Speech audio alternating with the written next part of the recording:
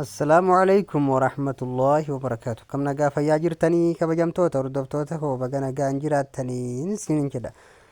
الرجاري نمات جتون ilma namaa kan fayyadu jedhan nama if fayyadu osoo hin taane nama namaaf jiraatutu jiraata namaa jaamaa jaansaniif jecha namaaf jecha waa dalayna malee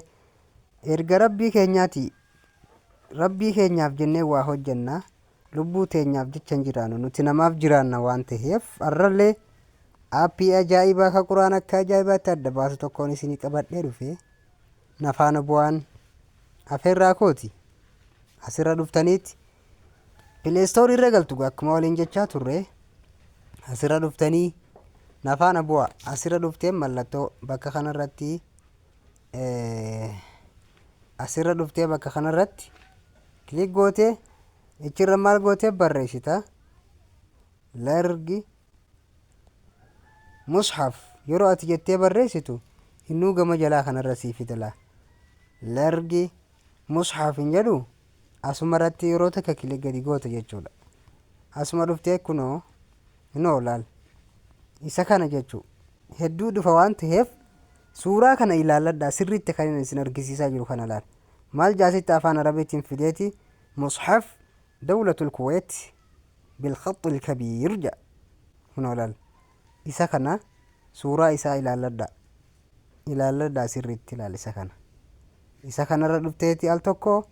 kilik gadi gootabbo as maasha Allah asumarra dhufteeti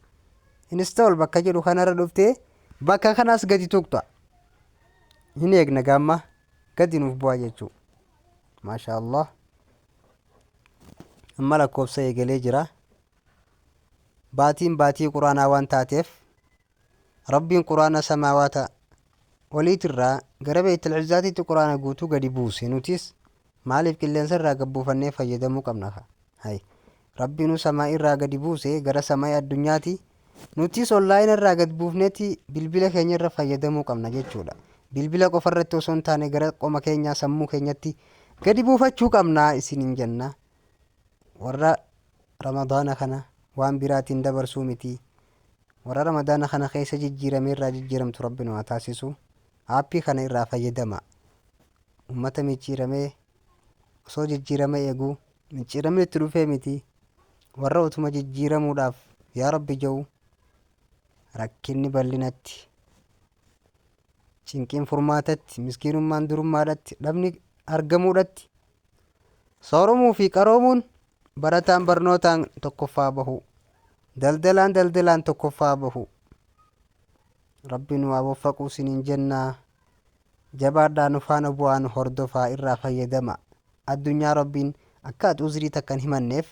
biyya feete jiraattus amantaa feete keessa jiraattus rakkina feete keessa jiraattus yoo nama baadiyyaa biyya bilbilli hin jirre biyya onlaayinii hin jirre nama jiru ta'e malee biyya ulamaa irraa fagoodha biyya caalima irraa fagoodha yoo ta'e malee caalimni galgala irraa mana keetitti dhufee haasa'a bilbila keetirraa caalimaatu haasawa ulamaatu haasawa quraanni afaan oromootiin afaan arabiitiin afaan ingiliffaatiin afaan amaariffaatiin afaan hindiitiin afaan chaayinaatiin afaan addunyaa guutuutti hiikamee jira maal eegdare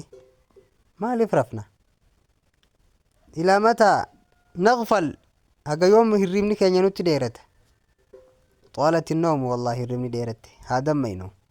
isinin jecha haguma aappiin buutii dubbii keessatti dubbanne asumarra dhufteeti yeroo siif bu'e ooppiin kan jedhu kana laal banii jechuu asumaan banna jechuu nafaana bu'i kunoo kana fakkaata quraanni maasha Allah kunoo ilaal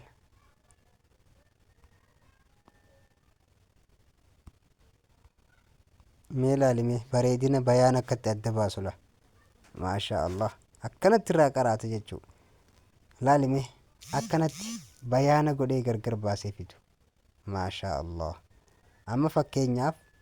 asiin akkanatti olofte irraa qaraata jechuudha suuraaleen akkanatti itti aanaa deema suuraa biraa fidachuu barbaadde ammoo asiin gara bitaa kanatti ichi oofteeti akkana gamana haqxe jechuudha gamana harkista as dhufteeti